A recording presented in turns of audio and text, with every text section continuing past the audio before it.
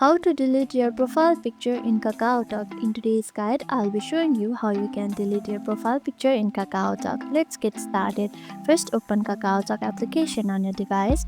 Now once you're in, all you have to do is tap on your profile right here, tap on it. Now you can see your profile picture is set to this picture. Now if you want to delete it, all you have to do is tap on this edit profile. Now you can see this camera icon right here. Just tap on this camera icon. Once you tap on it, you will see three options. You can either choose from gallery, or you can see the default image right here. Just tap on default image, and in this way your profile picture will be removed and the default image will be kept as your profile picture, and in this way your profile picture is deleted. That's it. Hope this video helped you. If it did, make sure to give this video a thumbs up and subscribe for more tips and tutorials. Thank you for watching.